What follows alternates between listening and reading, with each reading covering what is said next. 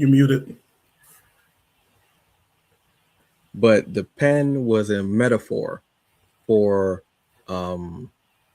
sometimes, you're starting something and it flies out of your hands. And then what are you going to do? It's life. It's Wednesday, folks. Look, you know what that means. So we've got reviews for you. We've got a couple of things about trailers. We've got a Kickstarter that's going to be starting soon. And it's Wednesday. So it's actually a couple of different things. Also, Earth Day. Happy Earth Day, everyone. Yep. Happy Earth Day. We've really screwed that one up, haven't we? Jeez. Man, if we don't deserve to celebrate a day, it's oh my God. Robert, are you ready? I'm ready. Just thinking about that. That's like gaslighting on a whole other level. Humans, you have outdone yourselves again. I'm ready, I guess. Sure, why not? Folks, let's go and have some Let's Do the Thing now.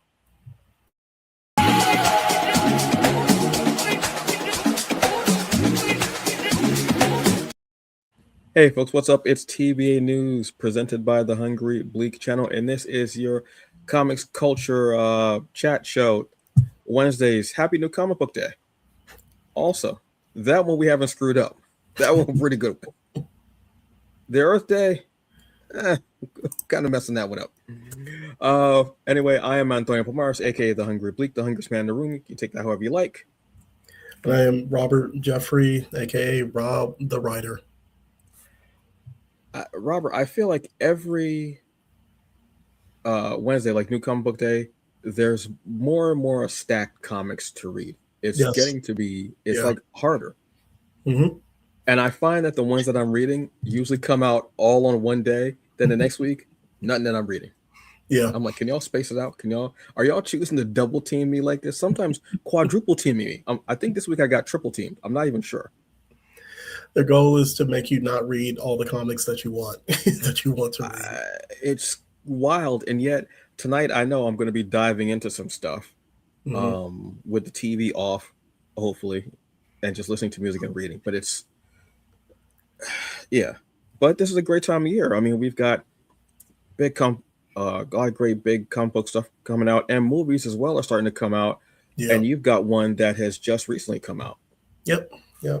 So Project Hail Mary, a movie I had spoken about here a few weeks ago as a part of the Upfronts. I think it was the Upfronts episode. So shout out to the past. So I was hyped to see this Project Hail Mary, a film adaptation of, I think it was like New York Times bestselling book by Andy Weir. Hater against the modern Star Trek. But that aside, I wanted to go see the movie because I'm a huge space opera fan. But in addition to that, I really enjoyed The Martian, which is another adaptation of another novel that he wrote, which came out a few years ago. I can't give an exact year, but that was a movie about Matt Damon's character, who was an astronaut stranded on Mars, and the mission to, on Earth to bring him back home. So in Project Hail Mary, we have Ryan Gosling playing a high school science teacher who is also a scientist who finds himself recruited to join a mission to save the sun. And I'll leave it there because I don't want to spoil too much as far as like the story and what happens. But one thing I will say is that I am happy that I went to the theater to see this, especially I think it was like a week or two after the Artemis 2 mission. Shout out to NASA because I was in the perfect mindset to go and check this out. Something that actually celebrates STEAM and the sciences and space travel, and the movie didn't fail to please. Like I haven't seen Ryan Gosling in a lot of stuff. I know I'm probably failing and my Gosling film I guess menu of things to see, but to be honest with you, I think this might be the first movie of his aside from was it The Good Guys with him and Yes. him and Russell Russell Crowe. Crowe.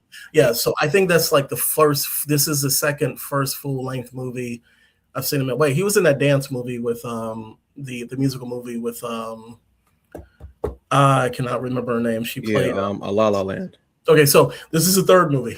So Blade Runner. And Blade Runner. Okay, so this is the fourth movie. Okay, so we're just gonna say we got your Ryan Gosling credit back. Because like adding. Yeah, I'll just say I will say, like, first of all, my memory shot to hell, y'all. I'm 44 years old.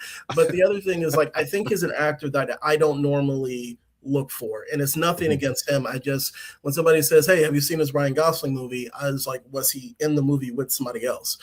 So this, I think, might be the first movie where he is definitely a part of a larger cast. But I think next to the Blade Runner sequel, this might be like the first one where he's like, kind of the standalone guy, and it just works. So at a certain point in the movie, it becomes just him, and there are no spoilers on this. There's an alien that he comes across who is on the same mission for his for his world, and seeing Ryan Gosling and this alien working together, becoming fast friends, and seeing the tense, the suspenseful nature of will they or won't they their mission succeed, was really fun to watch. But there's the story is really solid.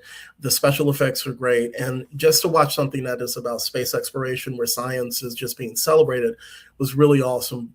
This is one of like my favorite movies of this year. And it looks like right now it's doing really well. I think it's made like $573 million, worldwide.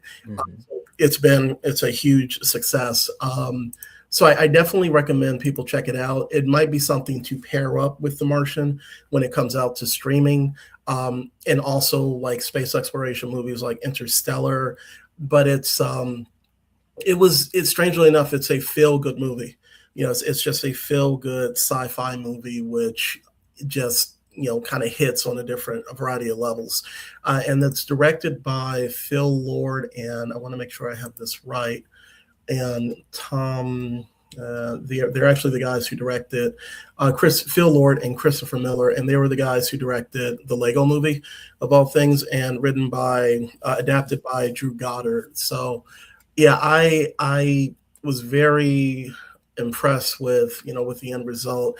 I don't know if it necessarily is something like I got to go back and read the book, but I will say that even if you aren't like a devout space fan or a space movie fan, you can find some type of enjoyment in this, especially with the alien friend that he befriends and all of that. But yeah, I really enjoyed it, and it was a good movie to kind of start the movie viewing season with. All right, cool. I've got a quick question. Mandalorian, yay or nay? Yeah, sure. Yeah. I mean, it's in space, so I'll go and see the movie. I will say I wasn't really kind of hyped about it until the most recent trailer, and that's sad because I really enjoyed the series, but there was really nothing kind of jumping out at me with those first few trailers. But like I said, I'll definitely go and see it. I haven't seen the trailer. It doesn't actually matter to me. I'll probably go see the movie. Well, depending on when it is too. But I forgot there was going to be a movie. I kept thinking that there was another season coming out. I totally forgot that it was going to be a movie. I mean, some people might straight up say like this is the additional season. It just turned into a movie. It probably is. Yeah. Because it hasn't been, Yeah, but it looks good. It looks good. Yeah. I'm a Gosling fan. I haven't watched all of his movies, but I always feel like he represents well in his movies. Across for, and he just he's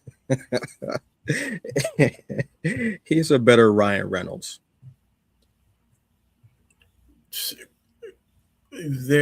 Okay. I mean,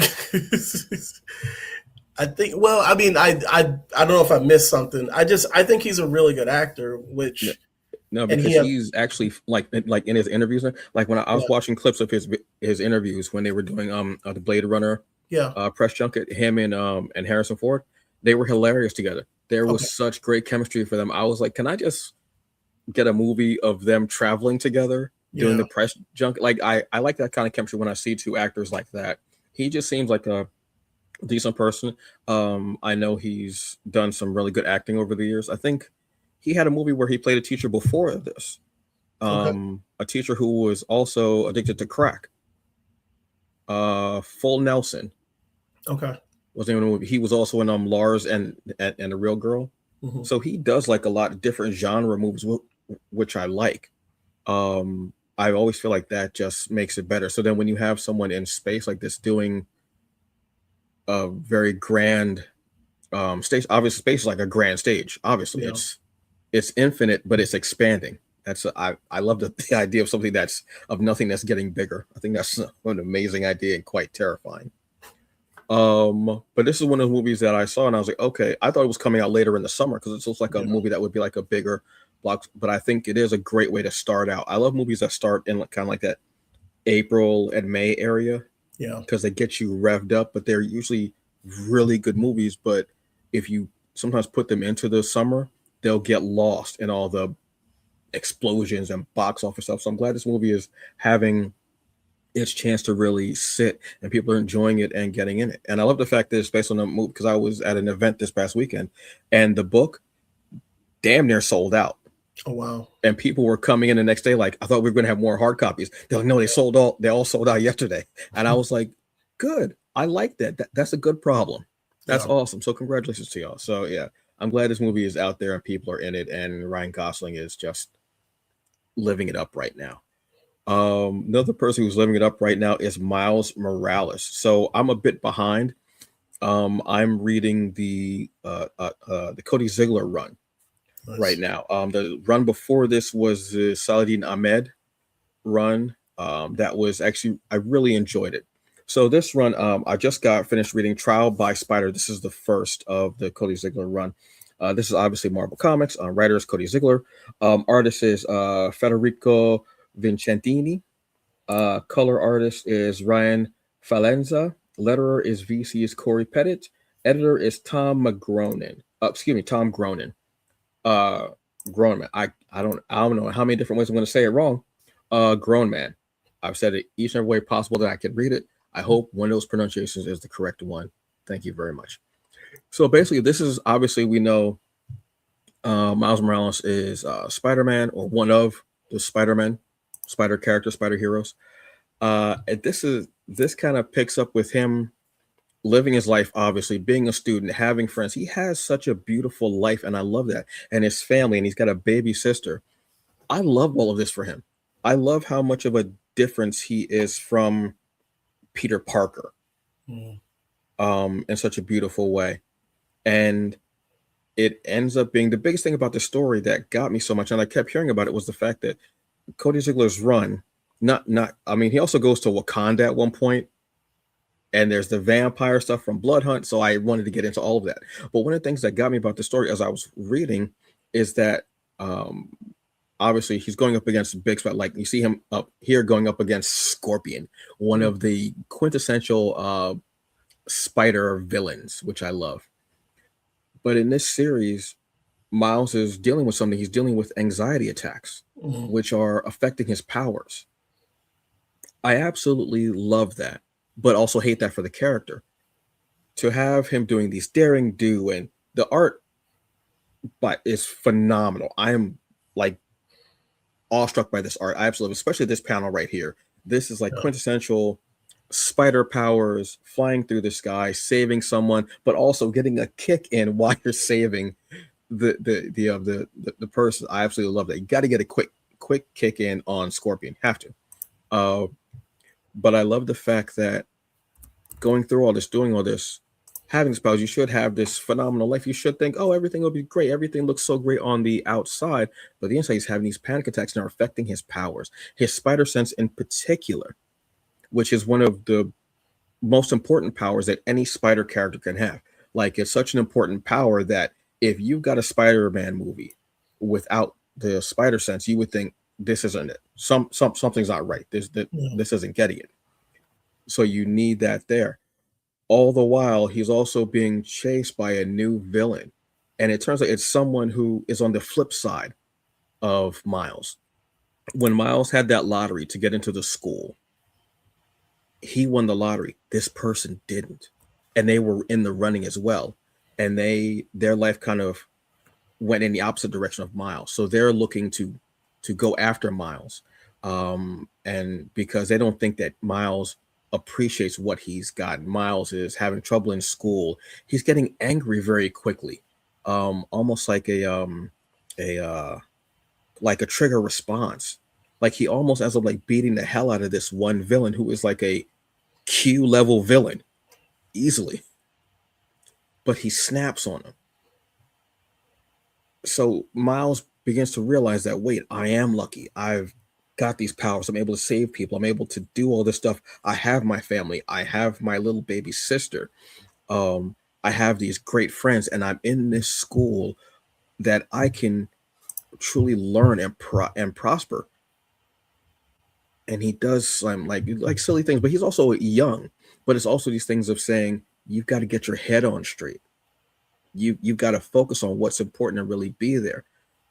And I love that. All these excuse me, So these sweet. little things being in there just made me go, wow, yeah, this is awesome. So it was such an incredible read once I got into the emotional side of it and more of the character development side, and showing he needs to be more grateful, and just letting everything happen. He's just like, oh yeah, well, it is what it is, and not really thinking about how fortunate he is to have this side. Like he could not use his powers. He could.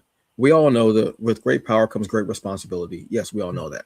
But he could choose not to use his powers and just be there for his family and go to school and become a scientist or whatever he wants to become and do that.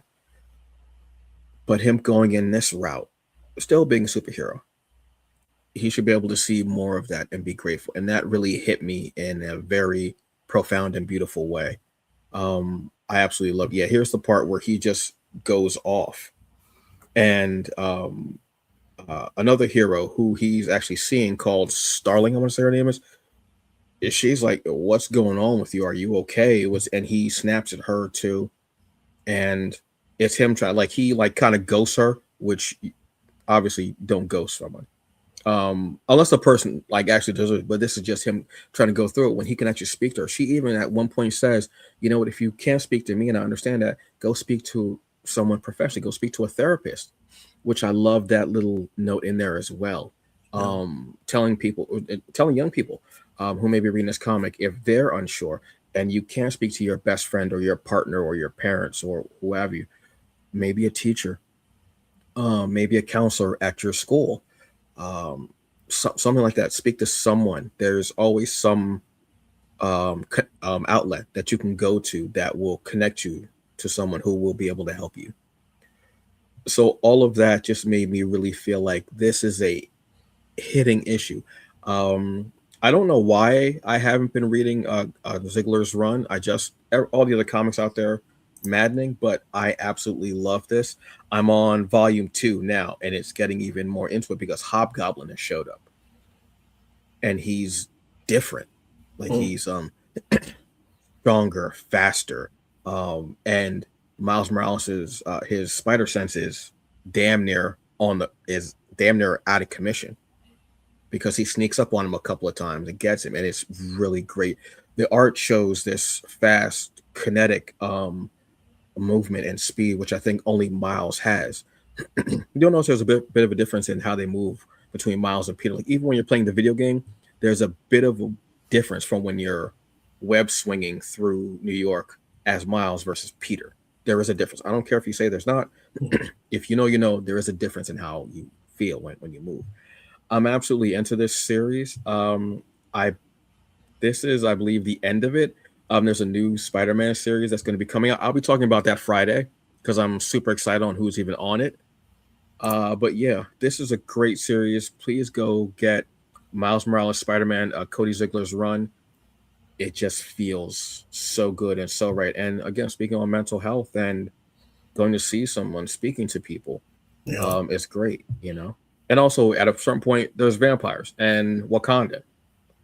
Yes, thank you. Yes, awesome. So yeah, go check this one out. I absolutely loved it. I think it's 7 or 8 trades, I want to say, Okay. for this one. Yeah, so this is definitely one to go check out. Yeah, I've heard nothing but good things about Ziggler's run, Yeah. so I have to check it out. It's absolutely phenomenal. It is phenomenal. Another character that is very acrobatic and going throughout the cities. This is one of my favorite characters as well. Nightwing. That ad. No, let me stop. So yeah, the cheeks. Nightwing leaping into the light. I mean, hey. I mean, there's no lie, but that caught me so off guard. Yeah. Nightwing has been a character. Actually, let me, because I wanted to pull up the cover. And actually, give me 1 second. So what I will do. The cover is beautiful, and it feels like you're leaping into something new. It really so does. Let me do this. That's what I love the most. So this is the cover for the edition that I'm reviewing today. Nightwing leaping into the light, DC Compact Comics. And unfortunately, on this page, we don't have any preview pages. So what I'll do is go back to here and show some of the artwork. So I am addicted to the DC compact comics. Like, they're $10 and you get a really nice, actually a decent amount of story. And what these books are pretty much reprints of really big runs or popular runs in DC Comics. So the first one I picked up was Far Sector. Since then, I've picked up The Court of Owls and Injustice and Deceased. And this series was written by Tom Taylor, and I became familiar with his work with a creator-owned comic called The Deep, and from there I became a really big fan of his work, and started reading Injustice, and then The Neverlanders, and it looks like he's done a bunch of stuff: Superman, Spider-Man, X-Men, Star Wars, and so forth. But Tom Taylor had a really, really big run on Nightwing, and this is the start of his arc on that. And I'll just read this. Nightwing is back, and his drive to keep Bloodhaven safe has never been stronger. But his adopted city has elected a new mayor with the last name Zuko. When Nightwing enlists Batgirl's help in investigating a politician bearing the same name as the man who murdered his parents, she unearths details that will shock and fundamentally change the hero. So this is so for anybody interested in getting the compact comics, this is a really good start to. And if you're not familiar with Nightwing, this is a good start, a starting point. And what I really enjoy about Nightwing just in general is that, as compared to Batman, his vibe is always a little bit more relaxed, right? He is fighting the same type of dark elements, but he brings this high flying bravado to the crime fighting. And the other thing that works is that we're bringing him back to Bloodhaven, which is, I always describe it as, and I know this is probably wrong, but like Gotham always seems more New Yorkish to me, and Bloodhaven, at least from what I've been able to gather, is like Jersey. So it becomes this like huge, it becomes this setting that if you're not familiar with it, it is completely new. And one of the things that I pick, that he says in this is that Bloodhaven is just cruel, and you have this, and sorry, this may be a trigger. But these guys are chasing and kicking a dog, and they are just brutalizing it. And then Nightwing shows up and just decides to kick butt. So in epic fashion. So we have him, coming across a new rogues, familiar and old rogues gallery. Zuko's daughter is now mayor. You have the corruption that takes place with her, and answering to a certain gang boss in the city. But then also we have, familiar faces like Babs, who, Batgirl, and then we have Tim Drake that shows up, and The general vibe that I get from reading this book is just it is not deadly fun, but harmful fun. It's like you have this sense of there's a serious vibe, but Dick does his best to not allow himself to be kind of pulled beneath all the the grit and grime that you see in Bloodhaven. So I think for me it was a good it was a good story to good point to jump back into the series because I'm not familiar with like the years upon years of mythos when it comes to Nightwing, and I remember reading a while back, which I don't know if it was a New 52, but it was there was another relaunch and way back when. But so this is my first time in a while reading something with Nightwing, but I've been enjoying it so far. And it's the other thing that he deals with is that he has given this inheritance by spoiler Alfred, who at least in this timeline or at least this iteration has died, and there's this thing of him realizing coming to terms with what am I going to do with this with this money, how am I going to do something different rather than just going around and being a superhero. So there's that aspect to it also, but overall I really enjoyed the story. I want to give a shout out to the artist Bruno Redondo. And I wish I had the other information for the other team members, but it's like I said, it's $10 worth picking up, and it's a good introduction to Nightwing and him doing his own thing in Bloodhaven. So yeah, it's a good read, and Tom Taylor is an excellent writer. Yeah, I've always been a fan of Nightwing. At a certain point, maybe in the mid 2000s, something like that. Maybe I don't know. Or maybe late 2010s. I don't know, it's all blur now. I was on this kick of getting all of the Nightwing stuff.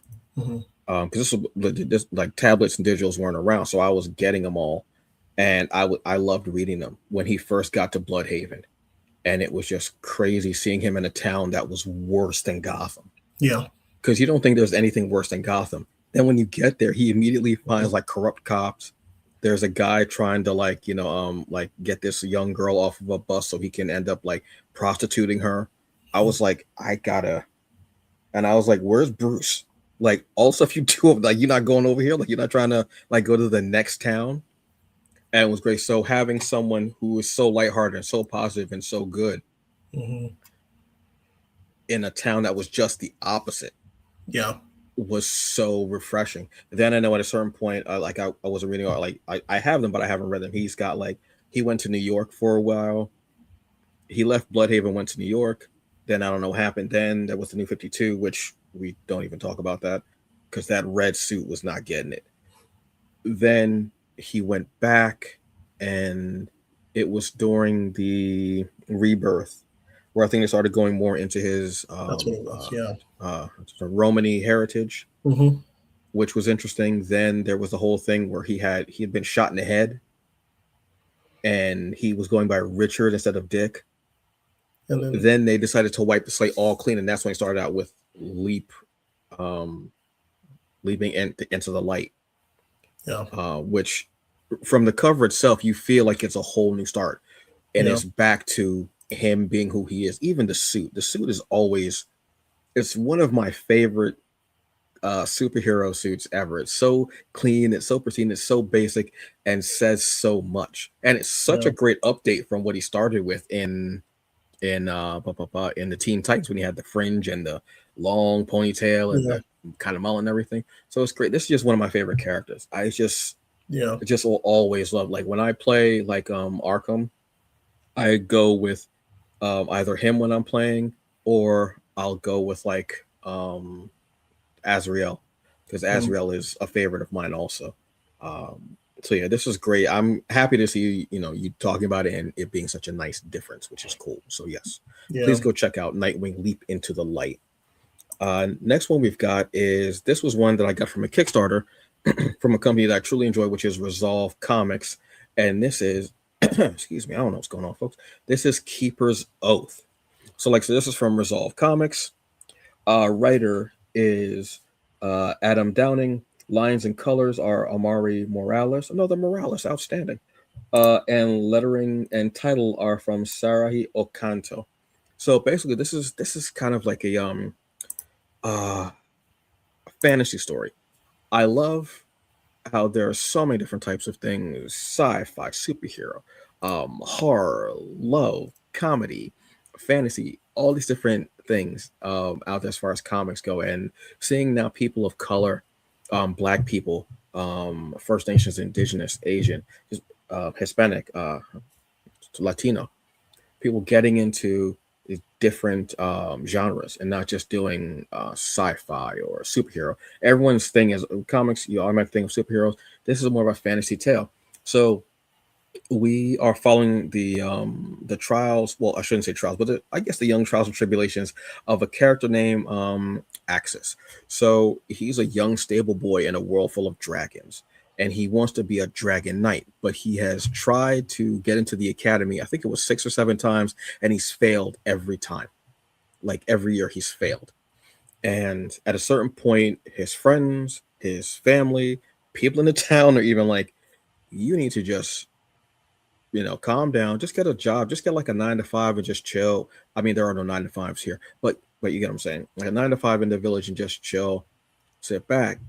Meanwhile, uh, the orcs are like getting this resurgence. There's this evil spirit that has come out of this stone here and possesses one of the orcs, and they're like, we have to remember who we are. We were these people who were just made the humans fear them, and we have to bring that back.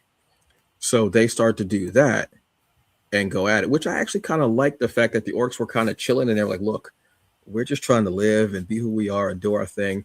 And then this spirit, this entity, let's say, entity sounds like a better term because I'm not sure what it is yet.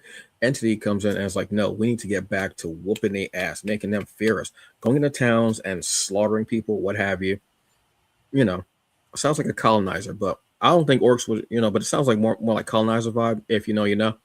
Anyway, so then we go to the village and we find Axis, who is this young black boy with locks in his hair, which I love.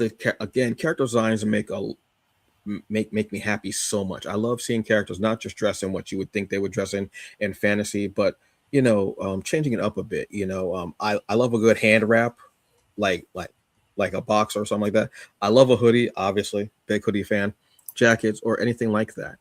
And his friends are getting on him like, no, we need to stop this. We need to stop sugarcoating it, dude. You don't have it. You're not it. You can't even do magic.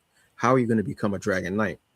So basically, it's just him following, and everyone's on his back. Meanwhile, he forgets this is the day of the exam for all of the the Dragon Knight Academy, and they all are getting their classes and their ranks and everything. So all while this is happening, a massacre starts. This invasion starts of the orcs who are out there. First off, look at the beauty in the art. Something I love about Resolve Comics is they go big or they don't do it at all. Every panel is big and bold, full of bright color, especially when you're dealing with characters that have powers and dragons. You cannot have a panel that is subdued and with a dragon. I Then again, somebody might do it and it might make me shed a like one thug tear. I don't know. It's a possibility. I don't know. But I love how they do it. Their comics are always so bold and so bright and beautifully done. Whether it's lines or the even like the green in the eyes right here just shines so deep. I absolutely love that. But then you see this arrogant prince here who will also be a character in the book. Because you always need like that. What is the term they have them in anime? They're called a fair weather enemy, I think it is, where sometimes they're your enemy, but you end up becoming really best friends. I mean, perfect example: Goku and Vegeta. They're not best friends. Well, they start to become really close, but they become very close. Meanwhile, years ago, they were beating the hell out of each other. Vegeta came here to destroy the Earth. Anyway, I also love the design of this character: black character, red hair, locks, archery, which is always cool, and the jacket. Again, the designs are always so dope for me. And the dragons are beautifully done as well. So as Axis is being this stable boy. The man even tells him, "Hey, man, look, stop paying attention to the games. Get in here, clean up this doo doo, man. We got." He literally says that, like, tell him, look, man, you gotta get in here. He tells him, watch out for this dragon over here. It's a very unruly dragon. It's taken 3 riders' limbs. So don't get near it. Don't even think about the fact that you might train this dragon. No pun intended. I'm not trying to show for that movie or series, but if you enjoy it, I hope you do. I've never seen it. This might be that actually. This might get me into actually watching that movie. I haven't yet. I don't know. So as he's doing this, like again, they're pecking at him again about not being able to get through these academy trials. Comes home. His father's like, "Look, man, you need to get a job." He's going outside to see where his mother and sister are. He sees the invasion. Sees it, and in a wild thought, he says, "I'm going to lead them away because I don't want them to kill anyone else, but I also want to find my mother and my sister." And he's going through, and at a certain point, he actually goes, "Why did I have this idea of trying to do this?" While he's doing this, we see the Dragon Knights, this group of formidable warriors coming through.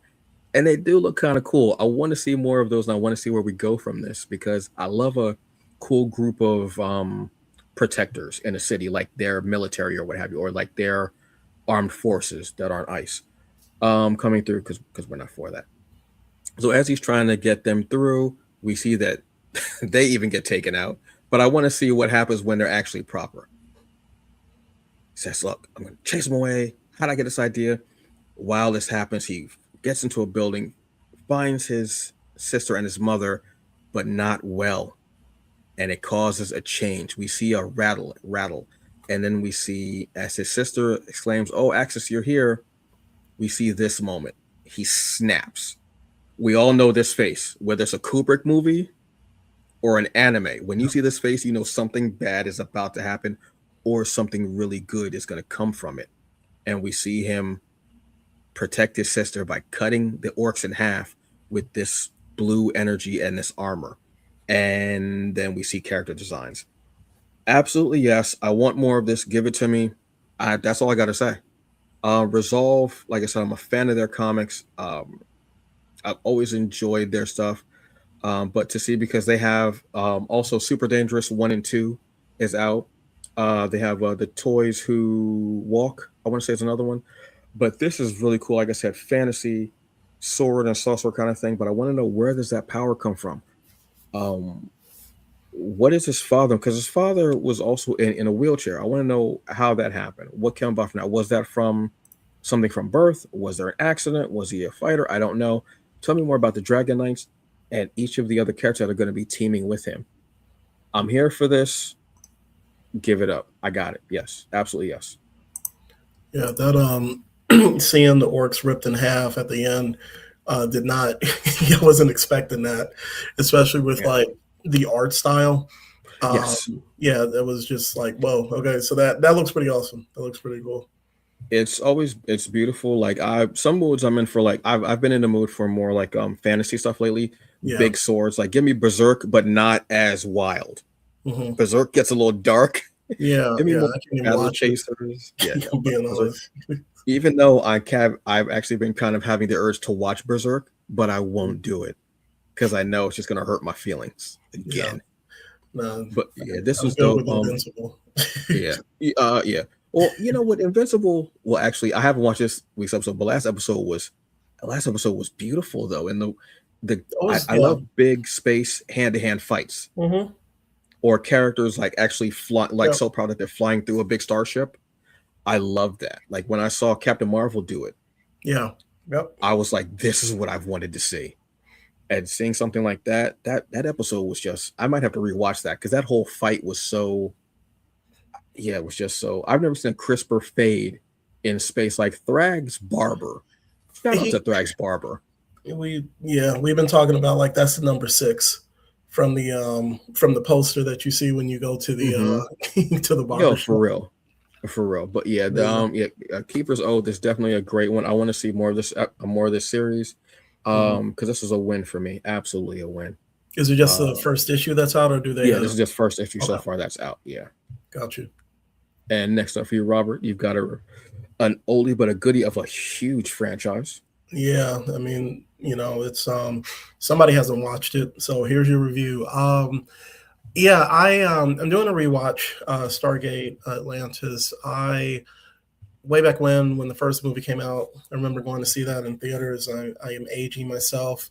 I think it was Kurt Russell and was it James Spader? Yeah, James Were the Spader. two? Yeah, Mm-hmm. so the Stargate movie begat an entire franchise that followed on TV.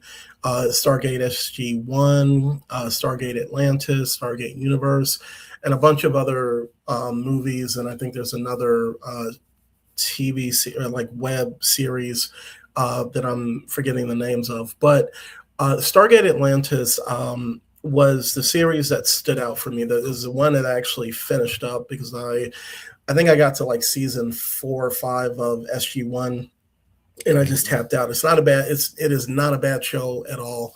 I just just never finish it up. But when I started Stargate Atlantis, um, I stuck with it in a big way because it just was it. I really enjoyed it. So the gist of the series is like I said, it's the first spinoff from SG-1, and it's about a military science expedition team discovering Atlantis and exploring the Pegasus galaxy. However, they don't have a way to return home via the Stargate, and they inadvertently wake a hostile alien race known as the Wraith, whose primary goal is to gather a fleet to invade Atlantis and find their new feeding ground, Earth. So the original series the original season, first season ran for 20 episodes. So we're like back in the day when science fiction and fantasy and just genre shows overall, or just TV overall, just ran for like 20 plus episodes. So you have like a really big, you have a lot of meat, to get through. And one of the things that I think differentiates this first season from SG-1, albeit it is a new show, but you have a entirely new part of the galaxy to explore and a threat, because in SG-1, the big threat is this alien race known as the Ghoul.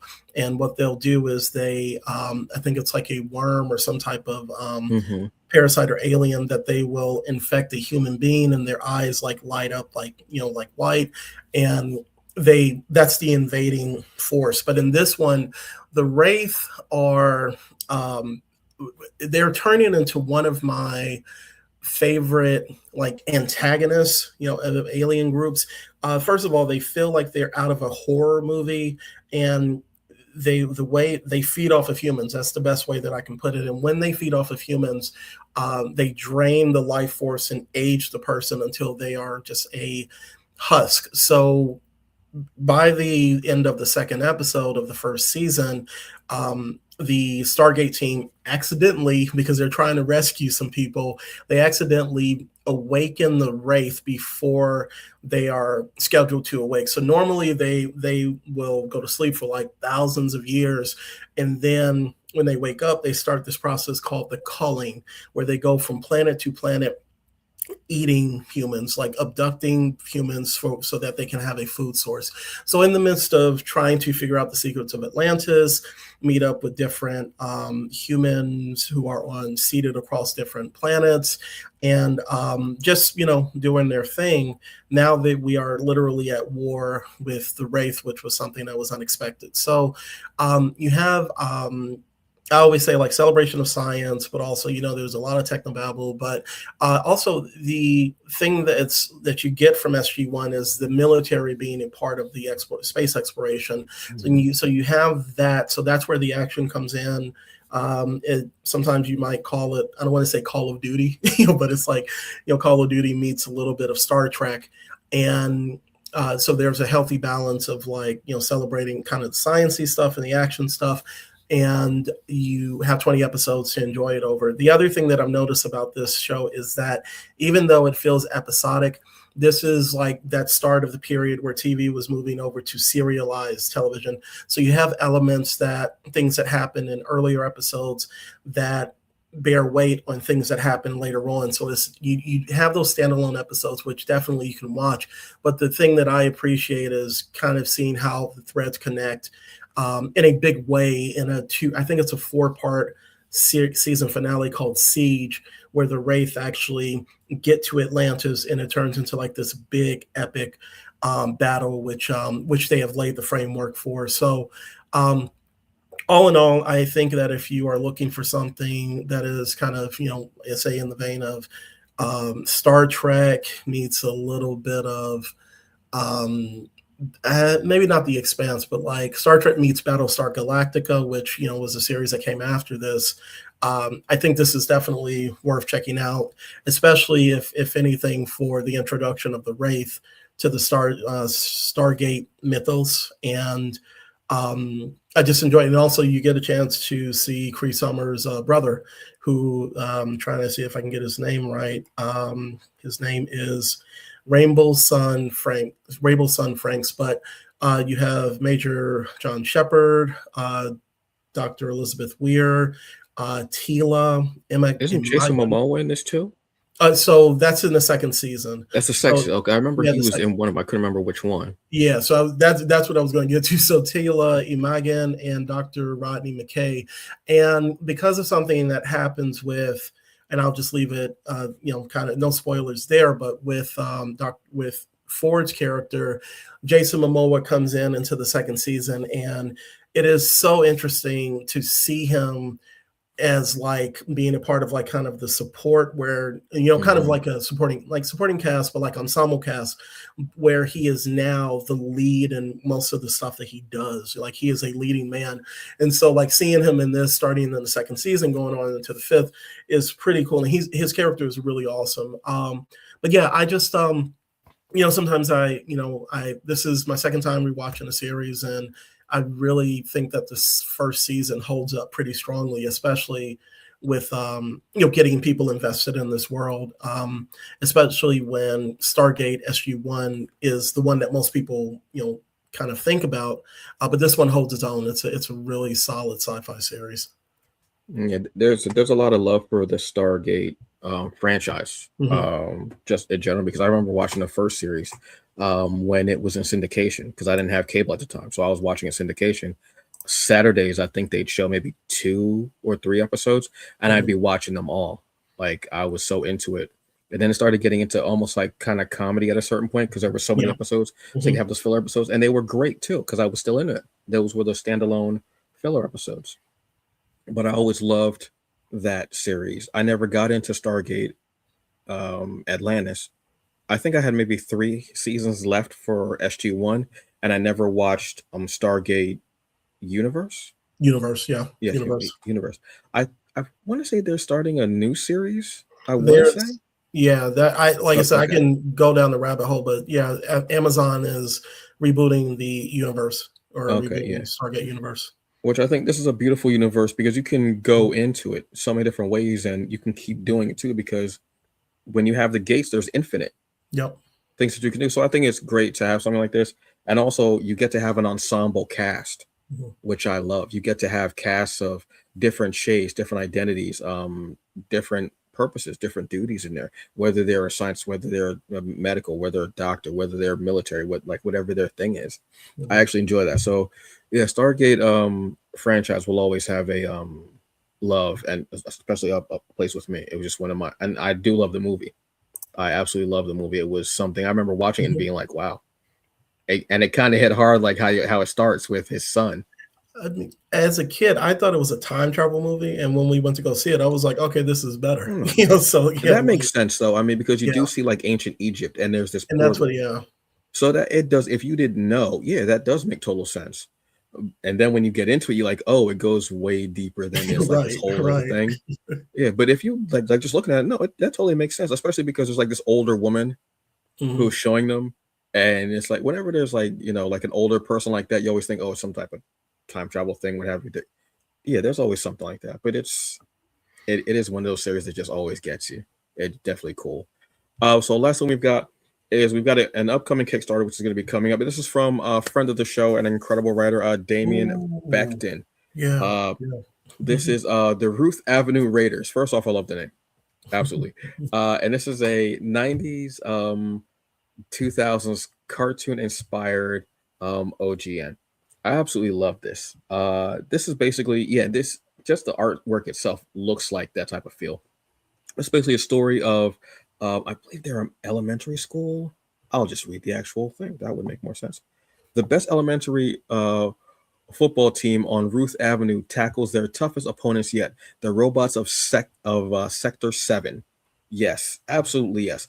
This is some definitely 90s, 2000s Cartoon Network Toonami type of Saturday morning cartoon type of fare. I absolutely love this. Basically, we all know the stories of, like, when there was a group of kids or teens, what have you, and they would get together, like this group of misfits, let's say, get together and they would, have adventures or what have you. This takes it up a notch by having them as a football team and they're going up against an interdimensional group of robots.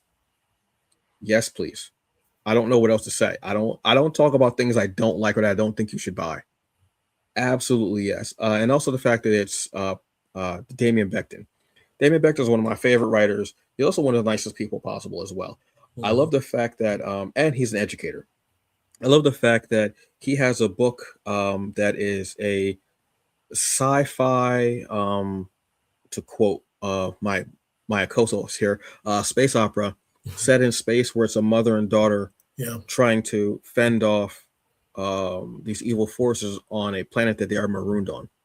Then he writes a story in the time of, like, medieval, where it's in Nottingham, which I definitely recommend reading. It's Robin Hood, but he's a serial killer, and the sheriff of Nottingham actually is a good person from what I've read so far, and he's trying to stop this serial killer. I love that perspective. It's a very kind of police procedural horror, but set in medieval times. Then you go to Catabasis, which is this action horror story that I absolutely love. Action horror fantasy story, which I absolutely love, set in hell, which should be like the thing that ties that all together. And then go to this all ages book. Again, I love when someone can touch on each genre and make it work. They make it click, because it's not just, oh, he's a good sci-fi writer, or, oh, she does really well with comedy. It's, this person is a great writer because they can go into different factions, or factions, different genres, and make it work. So when there's someone like that, and then they have a story that maybe wouldn't catch me normally, but I know that writer's on there and I like their work all across the board, I tend more to jump in, because I'm like, look, you did something with medieval times. You did something with an assassin and a resurrected assassin in hell trying to protect a young girl. You've got a story about a mother and daughter out in space who have the worst relationship possible, but they're also trying to fight these enemies that are trying to kill them. Now you give me an all ages story. Yeah. And each one of his stories work. And so I love that. So this is going to be coming up soon. I'm excited to read this because I want something different. I don't just read superhero books. Like, I rarely talk about superhero books. Today I talked about superhero book. I rarely do that because I read superhero, but not a lot. But I read lots of different genres. So to have something that's more all ages, that's fun, that's might make me chuckle too, which I love, is so wonderful and so fun for me to. And also the fact that it's going to be about this group of kids playing football against these robots. Absolutely yes. Also the fact that if you look at the group of kids, you see that they're different sizes, different gender identities, different shades of skin, different hair. Hair is very important, as someone who's bald, which is ironic. But no, the hair is very important, especially when it comes to characters of different color, because for the longest time, all we got were shaved heads because people did not want to draw hair. Yeah. That's for real. So I absolutely love that. This is going to be coming up. What I recommend is, in the episode description, we have a link for you to go and click on the notify me. and it'll notify you. They are over 100 followers, which is great because that means that when the Kickstarter does drop, they'll get even more momentum right out of the gate. So that's awesome. And this is going to be 200. So they want to get up to 225. They're up to 136 now. That's a great start. And this is going to be going, the pre-sales are going to be going on in May. I'm excited for this. Look at the thickness of that book. I want to read this now. 90 plus pages. And I love the thing of saying win or go Chrome. Yeah. Yes. Yes. Absolutely. But that's that early 90s, like that 90s, 2000s, Saturday morning cartoon, like, thing that you would say in there. I'm into this. Like Recess. That's like a Recess vibe. Yes. Yeah. Thank you. Yes, exactly. And I love this because sometimes you just want to go back, you just want to have, and I mean, even look at the art. These kids, they're up against, what is it? The Granada Park Pirates. Bruh. Absolutely, yes. Yes. Yeah, they're Damien is, I think we said it before, he's one of the best writers writing right now. And like you say, he hops between so many genres, which is great. is amazing. And I like the idea that he's putting out one graphic novel, right? And there's nothing wrong with the single issues, but just the having it just kind of in one, just like the compact, book I was, we were talking about before, is another plus. So this looks amazing. Yeah, I'm seeing more and more Kickstarters that are going more towards doing like graphic novel books, like trades, if you want to call that, or even hardcover, like that, more overdoing single issues. And I'm here for it for a couple of different reasons. I think it's better just to have that whole story. Sometimes it can be a couple years in between issues, which can throw some people off. I just think that it's more enriching to have that whole graphic novel, whether it's one or whether it's maybe three in a series of graphic novels that you're going to do. Whatever it is, I just think it's more fulfilling. I get more of the writer, I get more of the art. Because sometimes I don't want to be starved with just that one issue and then I have to wait a bit till the next one.